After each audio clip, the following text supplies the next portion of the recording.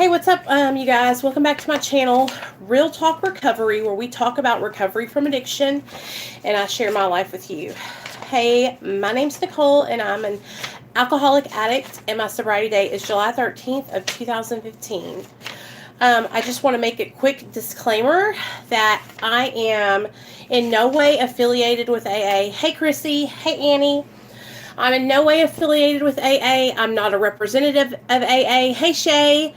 I am just a girl who is in recovery, and I want to learn more about the disease of addiction and alcoholism. And so I am reading this book, and we're reading it together.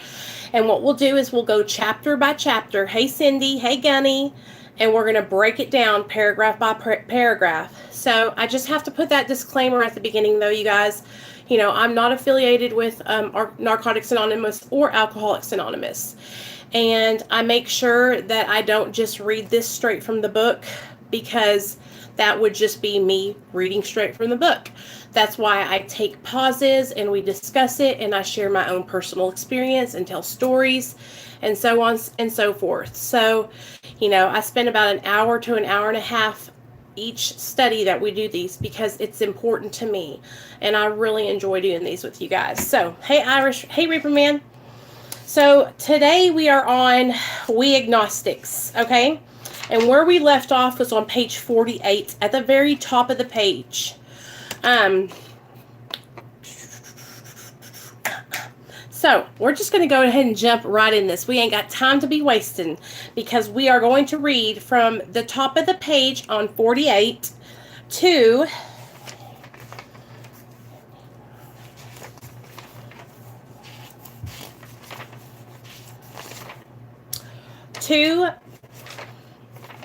we're going to read all the way to page 53, okay? So 48 to 53. And you guys know how I stop and pause as we go. So let's get started. Here we go. I'm going to go back to page 47, and I'm going to say, besides a seeming inability to accept much on faith, we often found ourselves handicapped by obstinacy, sensitiveness, and unreasoning prejudice. Many of us have been so touchy that even casual references to spiritual things made us bristle with antagonism. This sort of thinking had to be abandoned. Though some of us resisted, we found no great difficulty in casting aside such feelings. Faced with alcoholic destruction, we soon became as open-minded on spiritual matters as we had tried to be on other questions. That right there really sticks out to me, because when I first got sober, you guys, I was really, really struggling with the God idea. I was raised up in a very strict Pentecostal religion from the time I was about born until the time I was about 12, maybe 13. And so the kind of religion that I was raised up in is we couldn't cut our hair, we couldn't wear makeup. Yeah, we're on the top of page 48. I couldn't wear makeup. I couldn't wear pants. I could only wear skirts. So I had this I had a resentment towards my higher power, which is God, right? That's my higher power. Just because my higher power is God doesn't mean that your higher power has to be God. And that's what this is what we're learning right now in this chapter, is that a power greater than you guys can be, your power can be anything, okay? It doesn't have to be. We Agnostics, chapter 4, I think. Yeah, chapter 4, page 48. It doesn't have to be like Jesus Christ. It doesn't have to be a spirit. It doesn't have to be. Your higher power is specific to you, okay? And so that's what the 12-step fellowship really wants you to. We want AA, NA, and other 12-step fellowships are spiritual programs. They're not religious programs. Because think of all the people that would be turned away or not want to join if we were only believing in God, right? And so, of course, it's an open-minded program, and that's how I am. I'm open-minded. I accept anybody as they are. I want everybody to find recovery, right? So when it says up here, this sort of thinking had to be abandoned, Though some of us resisted, we found no great difficulty in casting aside such feelings when we were faced with alcoholic destruction, right? Thank you guys. That alcoholic destruction, the addiction destruction, when you're at the end of your rope and you are desperate, right? You are desperate. You are like, you're like, I can't do this anymore. I'm sick and tired of being sick and tired of being sick and tired. You have been blessed with the gift of desperation. And whenever you're at that end of the rope, it doesn't seem so bad to have a higher power. It's like, that's all I got to do. So that's kind of what helped me, because I had just gotten to this point where it was like, if having a higher power is what I need to do, then damn it, I'm willing, right? I'm willing to do what I got to do. And I even got to the point, because my sponsor explained it to me like this, you guys. She was like, do you believe that I believe? Do you believe that I believe that you can recover and that you can be restored to sanity? Well, yeah, I believe that you believe. Well, then that's all you got to do. And that's how she explained it to me. All I had to do was be willing to believe that she believed that I could be restored to sanity. Because I didn't believe it. I didn't ever think I was going to be able to put together a sentence, or take care of my son, or drive a car, or work a job, or stick money in my savings account. I went to the bank today to change my last name and my driver's license and all that stuff. And I had money in my savings account, and I wanted to know how much was in there because I don't remember. And I would have never forgotten about money in the savings account before, because I was too busy pulling every dime I had out to get dope, right? Okay. In this respect, alcohol was a great persuader. That's right. It finally beat us into a state of reasonableness. Sometimes this was a tedious process. We hope no one else will be prejudiced for as long as some of us were. So, alcohol and drugs finally beat us down into a state of reasonableness, where we were like waving the white flag of surrender, right? I'm ready. I'll do it. Whatever you say. Oh, you need me to believe in the higher power? Okay. Right? Sometimes this was just a tedious process, and we hope no one else will be prejudiced for as long as some of us were. The reader may still ask why he should believe in a power greater than himself. So, why should you believe in a power greater than yourself? I'm sure you guys are asking this. And here's the answer. We think there are good reasons. Let us have a look at some of them. So let's look at these reasons, okay? The practical individual of today is a stickler for facts and results. Nevertheless, the 20th century readily accepts theories of all kinds, provided they are firmly grounded in fact. We have numerous theories, for example, about electricity. Everybody believes them without a murmur of doubt. Why this ready acceptance? Simply because it is impossible to explain what we see, feel, direct, and use without a reasonable assumption as a starting point. Everybody nowadays believes in scores of assumptions for which there is good evidence, but no perfect visual proof. And does not science demonstrate that visual proof is the weakest form? It is being constantly revealed as mankind studies the material world that outward appearances are not inward reality at all. Outward appearances are not inward reality at all. To illustrate, for example, the prosaic steel girder is a mass of electrons whirling around each other at an incredible speed. These tiny bodies are governed by precise laws, and these laws hold true throughout the material world. Science tells us so. We have no reason to doubt it. When, however, the perfectly logical assumption is suggested that underneath the material world and life as we see it, there is an all-powerful, guiding, creative intelligence right there right there, our perverse streak comes to the surface, and we laboriously set out to convince ourselves it isn't so. We read wordy books and indulge in windy arguments, thinking we believe this universe needs no God to explain it. Were our contentions true, it would follow that life originated out of nothing, means nothing, and proceeds nowhere. Instead of regarding ourselves as intelligent agents, spearheads of God's ever-advancing creation, we agnostics and atheists choose to believe that our human intelligence was the last word, the Alpha and the Omega, the beginning and the end of all. Rather vain of us, wasn't it? We who have traveled this dubious path beg you to lay aside prejudice, even against organized religion. We have learned that whatever the human frailties of various faiths may be, those faiths have given purpose and direction to millions. People of faith have a logical idea of what life is all about. Actually, we used to have no reasonable conception whatever.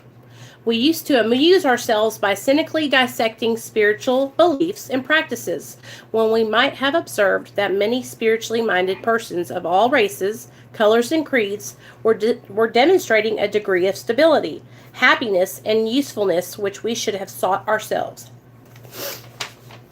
Instead, we looked at the human defects of these people and sometimes used their shortcomings as a basis of a wholesale condemnation. We talked of intolerance while we were intolerant ourselves. We missed the reality and the beauty of the forest because we were diverted by the ugliness of some of its trees. Y'all hear that?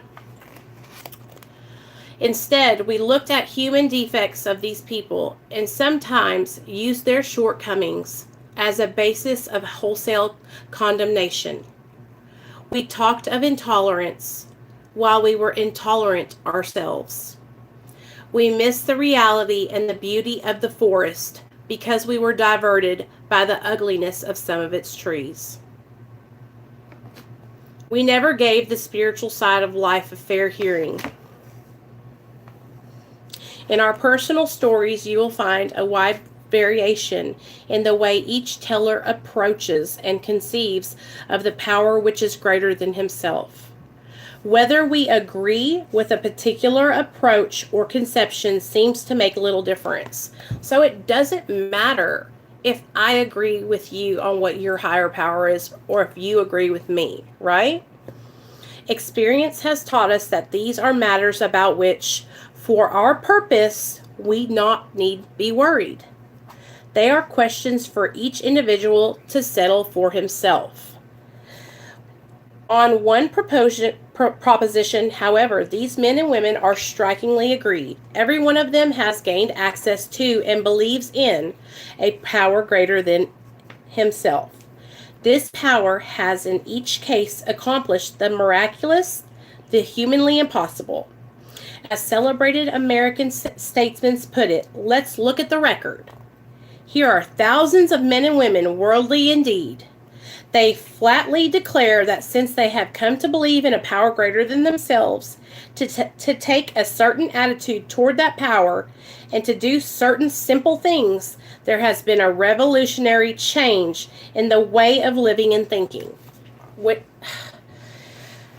And this is what I'm always talking to you guys about the way we changed our perception and the change in the way, okay. So the spiritual experience, the change in the way we think, the overhauling of our minds, right? Because when we're in active addiction, we have no connection to anything except for drugs, right? Our drug dealer, right? Chaos, right? Negativity, right? Drama, right? Sickness, right?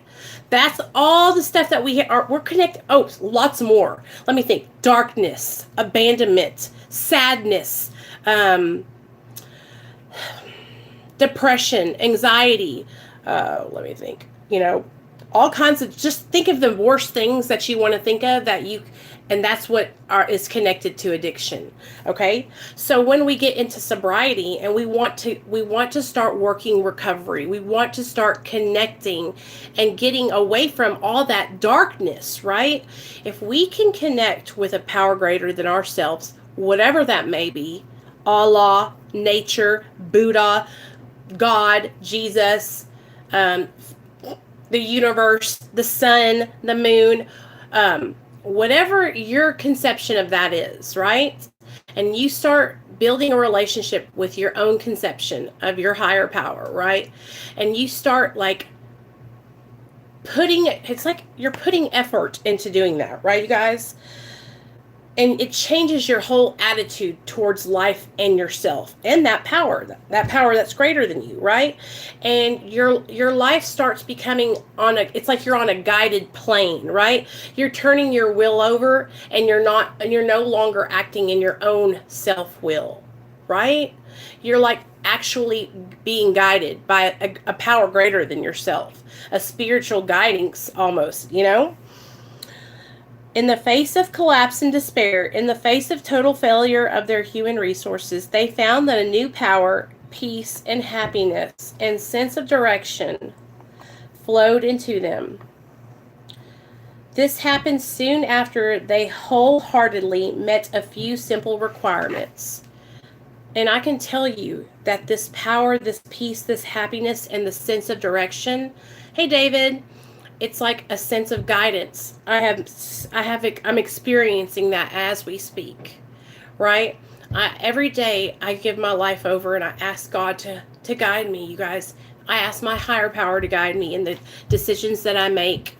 I ask him to deliver me from selfish acts and self-seeking and just ill motives, right? Once confused and baffled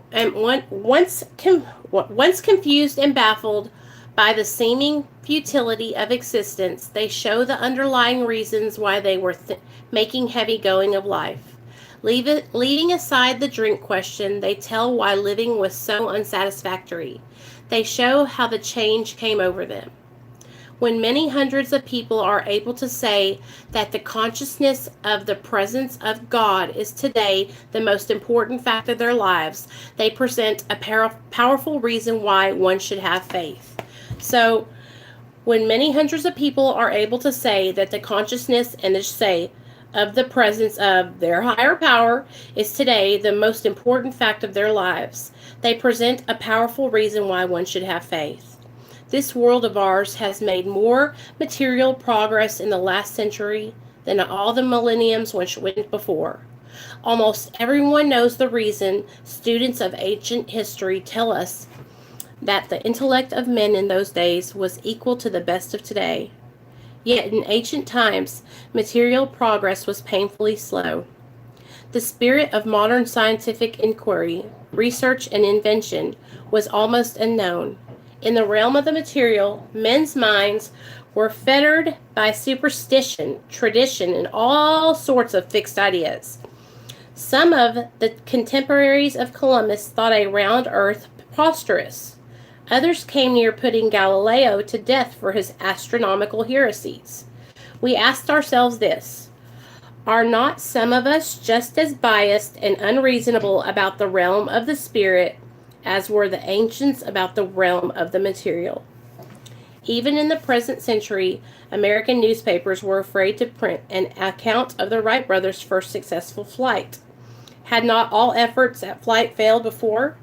Did not Professor Langley's flying machine go to the bottom of the Potomac River? Was it not true that the best mathematical minds had proved man could never fly again? Or could never fly? Had not people said God had reserved this privilege to the birds? Only 30 years later, the conquest of the air was almost an old story and airplane travel was in full swing. But in most fields, our generation has witnessed complete liberation of our thinking. Show any longshoreman a Sunday supplement describing a proposal to explore the moon by means of a rocket, and he will say, I bet they do it. Maybe not so long either. Is not our age characterized by the ease with which we discard old ideas for new, by the complete readiness with which we throw away the theory of gadget which does not work for something new which does? Okay, we had to ask ourselves why we shouldn't apply to our human problems this same readiness to change our point of view. We were having trouble with personal relationships, true that. We couldn't control our emotional natures. We were a prey to misery and depression. We couldn't make a living. We had a feeling of uselessness. We were full of fear. We were unhappy. We couldn't seem to be of real help to other people. So right here, this is the opposite. This is the opposite of the promises, you guys, that you will gain whenever you get into recovery and you start working the 12 steps. There are 12 promises, and I'll read those to you in a second. But right here, this is what we all start out as when we first start out and we're trying to get our life right. We all have this. We were having trouble with personal relationships, can't control our emotions, prey to misery and depression, couldn't make a living, had a feeling of uselessness, we're full of fear, we're unhappy, and we couldn't be a help to anybody, nobody, not even ourselves. Was not a basic solution of these benevolence more important than whether we should see newsreels of lunar flight? Of course it was. When we saw others solve their problems by a simple reliance upon the spirit of the universe, we had to stop doubting the power of God or your higher power. Our ideas did not work, but the God idea did. Your higher power idea did. Okay? So a lot of people will complicate the 12 steps. And it's so not complicated at all. It's simple, you guys. You don't have to believe in my God. You don't have to believe in Krissy's God. You don't have to believe in Jesus. You don't have to believe in Buddha. You believe in what you believe. Your higher power is your higher power. Okay, if that's all it takes is just believing in a power greater than yourself and starting to put that faith and build that relationship with that power, right? And doing those simple steps and turning your will over to a power greater than you and asking for guidance, talking to one person who has been sober longer than you have, a sponsor, right? Reading this big book, right? Doing a little bit of research, right? Working our 12 steps. Doing our meditation. Those are simple things that you can do to help yourself recover from the disease of addiction, right? Are doing these steps. But see, when we get started out, we're like, oh, hell no. I know how to do this, right? I got this. I don't need any help. I know what's best for me, right? And so for a long time, I was the same way. I'm speaking for me, from experience. I thought I knew how to get sober. I mean, even though I knew I had never succeeded, I thought nobody's going to always get in my way, you guys. That know-it-all, I've got this, I don't want anybody helping me. And my people that were sober would tell me, Nicole, just stop fighting it. Just stop fighting it, Nicole. Just reach out. Just get help. Stop fighting it. Just become willing. Just become open-minded. Take some suggestions. And I would make it so much harder than what it really was because I wasn't willing.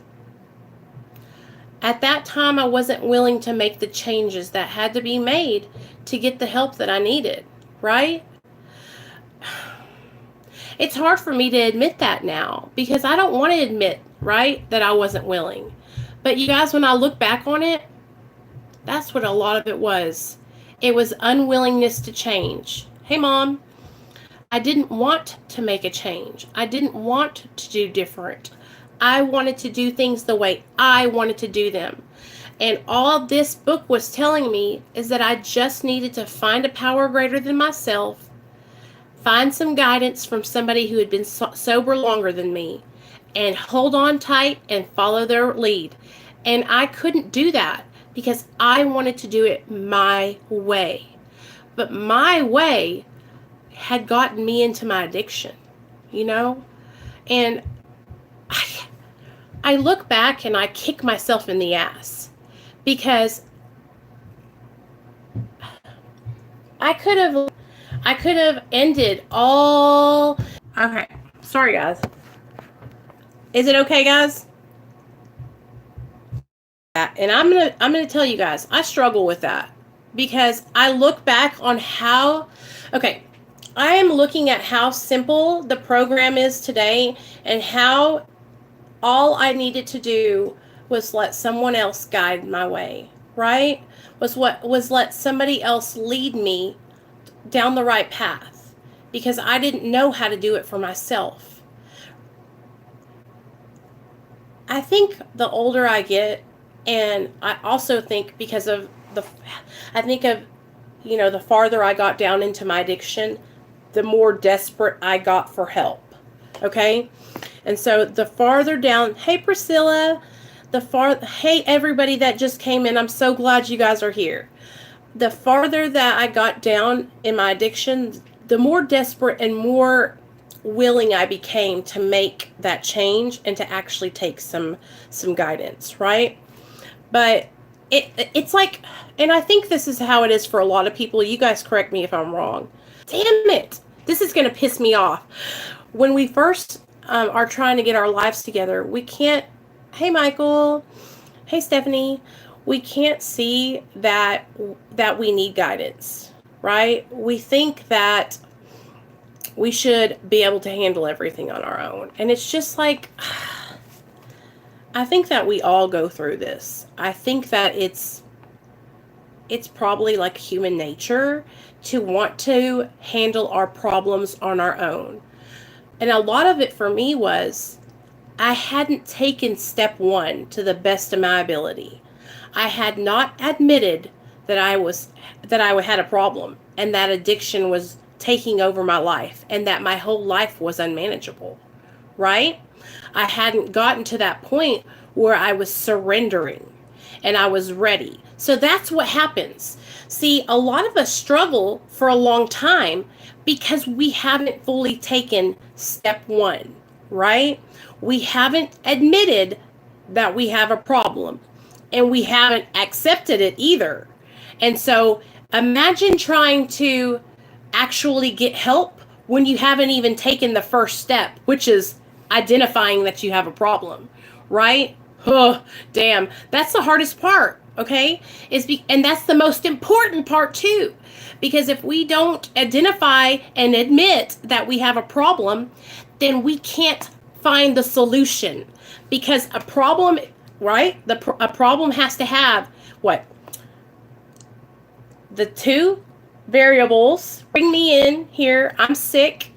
You put me in a program, get me a therapist, find me some meetings, get me surrounded around some sober people, and let them show me how to live, right? And hopefully, but that's the thing, you guys. I can't just put the problem there and say, okay, problem, work yourself out, right?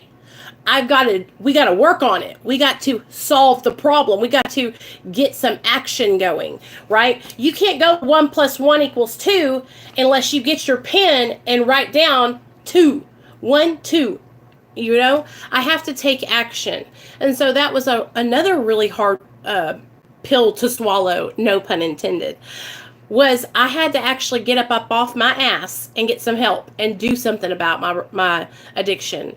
And, you know, when you're still struggling with admitting that you have a problem, it's hard to, like, take action to get help. Because you're like, I don't know, do I really need help? Or am I just like, you know, I'm just abusing drugs. I'm really not that bad. You guys know how we are. We go through those different stages where we're like, well, am I that bad? Maybe I'm not an addict. Maybe I just, you know, have a pill problem. Or, you know, oh, I just drink wine on the weekends. It's not that big of a deal.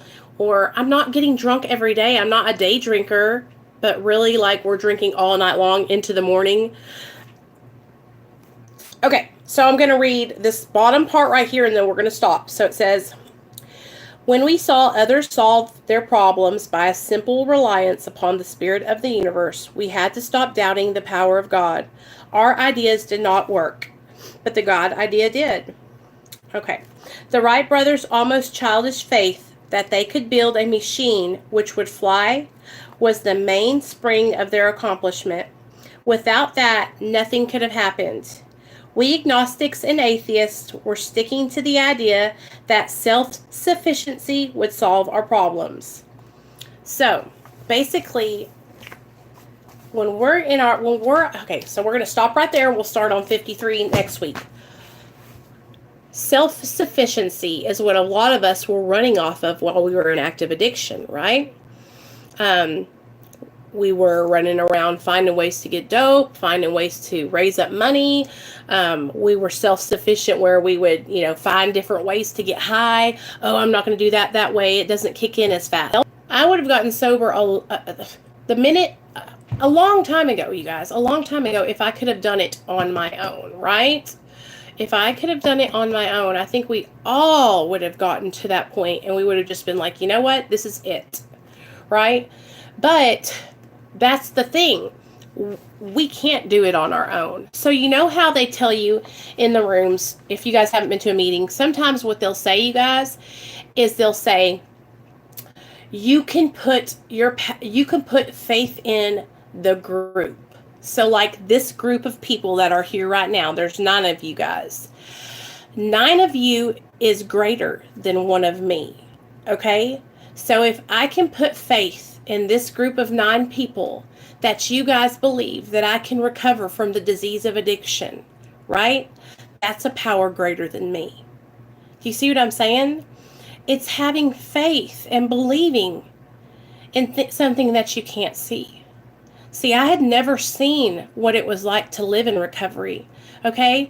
I started using drugs when I was 17 years old. So I remember my teenager years, and then that's it. All drug addiction. That's all I remember, right? And so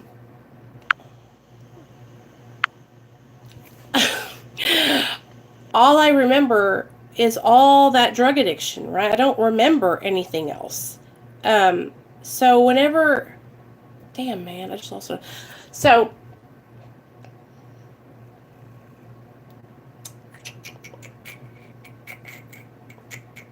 okay. Faith. Having faith that a power greater than me can restore me to sanity, okay? So I'd never had any faith in anything before, right? And until this is the first time I think I've ever put faith in anything, you guys. Besides when I was a little girl and I would like pray and ask God to like bring me a pony or whatever at Christmas time, right? I had never put faith in anything before. And so when I started working the 12 steps with my sponsor, it was a big stretch for me to put faith in something other than material or worldly things. Okay. So it wasn't easy for me. And I don't want you guys to think that I'm trying to tell you that it's easy or that you have to do it the way I did it or anything like that. Right. I just want you guys to understand that whatever power that you choose to believe in, I support you in whatever you do. And I just want you guys to find what works for you. And this has worked for me, putting faith in a power greater than myself and asking that power to guide me in my life. What it's done is it's taken the control out of my hands, right? I no longer control my life. Okay, I'm actually I'm giving that control over, and I'm asking for guidance, because when I'm controlling things and I think that I have control, that's what happens to me a lot, is I'll forget sometimes that, you know what, whenever I try to rely on my own devices and I don't do the right thing, stay connected to my sponsor, stay connected to my sober support, and I start veering off to the left and kind of start getting back into my old ways, my worldly, like just stuff I used to do when I was in addiction, illegal stuff that wasn't good. those are the things that pull me back into my old way of life, you know? And so through faith and doing the work, because they say faith without works is dead. So I can believe in one hand, but if I'm not taking action, then I'm not going to see the fruits of my labor. You know what I mean? It is. I totally understand, Krissy, and I hear a lot of people say like they had no idea how to even pray. And you know what my sponsor told me? She was like, "You don't have to know how to pray, right? This is what I do." I'm like, "Hey, man, I was just calling to say I hope that will help me to do a good job today and help me to make good decisions, and please keep protection over my son and my husband and just guide me in my life." And that's it. I just say, please guide me, basically, and show me how to live my life clean and help me to make good decisions, you know? And I try to thank my higher power. Thank you. Just like tonight, me and my husband and my son went and got something to eat, and we got to eat dinner together because my husband's on vacation. And I'm just like, thank you. Thank you. I love having time with my family today. I didn't used to feel like that. And now I want to spend all the time I can with my son and my husband. Um and that's a big change for me, you know, because for the longest time all I did was care about me and what I could do to make myself feel better. I wanted to read these promises to you though, because I told you guys there's 12 promises, okay? So here we go. Promise number 1. We are going to know a new freedom and a new happiness. We will not regret the past nor wish to shut the door on it. Number 3. We will comprehend the word serenity. 4. We will know peace. 5. No matter how far down the scale we have gone, we will see how our experience can benefit others. 6. The feelings of uselessness and self-pity will disappear. 7. We will lose interest in selfish things and gain interest in our fellows. 8. Self-seeking will slip away. 9. Our whole attitude and outlook upon life will change. 10. Fear of people and economic insecurity will leave us. 11. We will intuitively know how to handle situations which used to baffle us. And 12. We will suddenly realize that God is doing for us what we could not do for ourselves. These are some pretty amazing promises, and I could not wait to get to the place where I understood every one of them. I'm reading this to you guys. In the beginning of sobriety, they seemed so far off in the distance. The promise that I was particularly drawn to was number 11. We will intuitively know how to handle situations which used to baffle us. I was raised by a mom who taught me to listen to my intuition since I was a little girl. I was always thought it was just this quirky thing that women had. I was intrigued when I saw it as a promise in the big book. If I lived a sober life, my intuition would guide me in all situations. That's what I'm talking about. It's consciousness. It's your conscious contact, right? We all have an intuition inside of us. We all had one before we started using drugs. Hey, Big Easy. We all had one before we started using, right? But we covered that voice up with drugs and alcohol, and we pushed it down and pushed it down and pushed it down, right? I remember purposely driving or drowning that voice out. Because me, Nicole, you don't need to do this. Nicole, you're better than this. Nicole, you don't need to get high. You are beautiful. You don't have to do these things to feel better. You don't have to do things to fit in. You don't need to get high to be skinny. You don't need to get high to be popular. You don't have to feel depressed and get loaded because of it. Your anxiety, you can treat that. You can get help. You don't need to use drugs to cope with that, right? That voice would tell me that at the beginning. But the more I heard that voice, the more I drowned it out with the beer, the vodka, the drugs, the dope, the everything. Because I didn't want to hear that voice. Because that voice was the voice of reason. That voice was my higher power. That voice was my higher self. It was me. It was inside of me all. And yours is inside of you too. You just have to dig down deep and find it. Right? When you lift all the drugs and you take away all the alcohol and all you're left with is yourself. Okay? All you got is you. You can't check out from life anymore. You can't get high to cope. And you look at yourself in the mirror and you realize, this is all I've got. All I've got is me, right? But no, that's not it. There's something else there, right, inside of you that's been guiding you and keeping you safe this whole time. You guys, I'm telling you what, the only way I know how to explain it to you guys is that there's a miracle. There was something protecting me from myself all those years because I'm not supposed to be alive. Okay? My higher power protected me through my whole addiction because this was the plan for my life. The plan for my life was to be able to come back and tell people what I've been through so they don't have to go through it. The plan for my life all along. This is my purpose. And all these years I've been looking for what am I here for? Why am I alive? What is my purpose?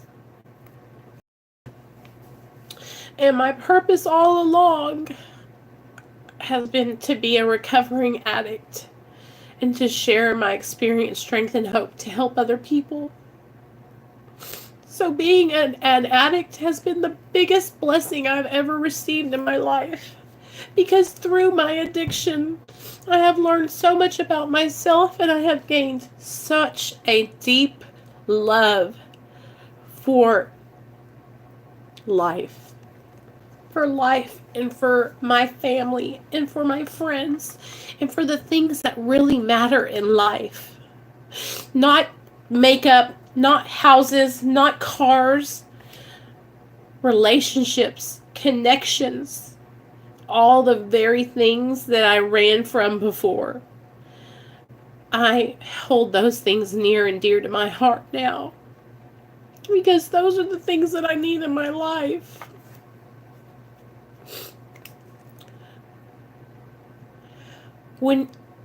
I've never thought that I would ever find what I was here for. I thought I was going to be a drug addict for the rest of my life. I thought that I was going to die with a needle in my arm. And the only way I can explain this to you guys is that finding what makes me tick, finding what helps me live my life better, which is helping other people and sharing my life story, that it's fucking amazing. That's the only way I can explain it to you. It's amazing. And I'm telling you guys, you have a purpose. Your purpose is inside of you. You just have to find it, right? I never would have thought that getting on YouTube and sharing with people would give me this much joy. The only way I can explain it to you guys is that it's this overwhelming happiness and joy that I feel in my heart every time I come on here and share with you guys. And I can't help but just get emotional because it means so much to me. It has saved my life in so many ways and helped me to find like my confidence and helped me to find, like a direction, a path, right? And David, I used to feel the same way, honey. Don't be upset. Don't stop fighting and don't stop staying on the path of recovery. If you feel that you don't have a purpose and you're not finding guidance, right? That means that you need to dig down deep and you need to start doing some work to pull that purpose out, right? Maybe you need to, if you're a person who likes going to church, maybe you need to get more involved with your church. If you're a person who is inspired by other people sharing their stories, go to a meeting. Start listening to people. Share a little bit of your story. Start giving back, right? I promise you, If you like what I do on here, you can do the same thing. That's how we addicts and alcoholics help other people. The way people come to sobriety is because they hear someone else say, hey, there's hope. You can do it. I did it, right? I wanted to get sober because I seen my friends that were getting sober and they changed their life. And I was like, well, she used to be just as bad as I was. If she can do this, then I can do it, right? But I'm telling you guys, there's a difference between just stopping getting high and then finding that purpose and something inside of you that makes you happy and something that you can focus on to do that, right? That's what you got to start focusing on. Building that inside of you. It's like I don't know how to explain it. It's like a spiritual connection, right? It's something greater than yourself. And when you're able to go around and do service, this is the most amazing gift. Go around and share your story. Y'all, the way I started out was I would be at work, okay? Listen to me. I'd be in the Walgreens working, and somebody would walk by, and they would ask me, why are you singing? Why are you so happy? And right then I would say, because I'm grateful to be alive. Oh, you are? Why? And then I would share with them my story in the middle of the Walgreens store. I'm telling you, you guys, like, try it. Try sharing your testimony with somebody and see what happens. It will change your life. It's like the most amazing thing to see somebody else say, well, I have a similar experience, or, my nephew is really struggling. Do you think I could give him your number? Or, it's just so cool, you guys. Everybody has a purpose. It's just like, I wouldn't have known what my purpose was if I didn't go down addiction, right? If I didn't go down to the bottom. And through fighting and trying to find my way back and trying to get my son out of DHS custody and all these things, all these adversities, right? All these challenges that I had to face. This is how my purpose came out, is I was facing these challenges one by one, and I was knocking them out, right? Because I was like, yes, I got to do something different. I don't want to live my life like this. I don't want to die. I don't want to leave my son without a mom. And as I was busting those adversities out, that's when my purpose started rising up and showing me, like, this is what you're here on earth to do. You're here on earth to help others. You're here on earth to witness to people and let them know that they're not alone, right? You're not alone, and you can do it. Anybody can do it, right? We have to believe in ourselves. And I was one of the most insecure, probably most low self-esteem, very, very just not sure of myself at all. And through the program and working some steps and going to meetings and getting sober and changing my life around, like, I've gained a whole new, like, outlook on life. My whole life has changed, you guys. And I can't tell you enough how much, like, how grateful I am for the 12 steps of Alcoholics Anonymous, and how grateful I am for my sponsor who took a chance and started teaching me what I needed to know. Because she could have just sent me away like a lot of other people did. But she didn't, And I'm grateful. And that's why I made my channel, because I'm on medically assisted treatment. And I want you guys to know, if you're on Suboxone or Methadone, that you're not alone. And that you just got to keep on doing the right thing. And when you're ready, you'll know it.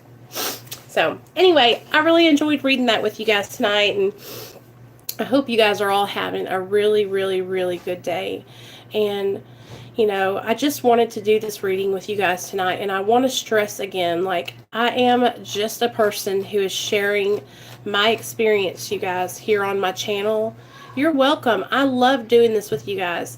And, I've worked really hard to get my channel to the point where, it is today, and to the point where, my channel's actually able to be monetized and all these things. And it's important to me. I love this platform. I love working with you guys. And I just want you guys to know that, the rest behind, right? Take what you need and leave the rest behind. And, what works for me might not work for you, and vice versa.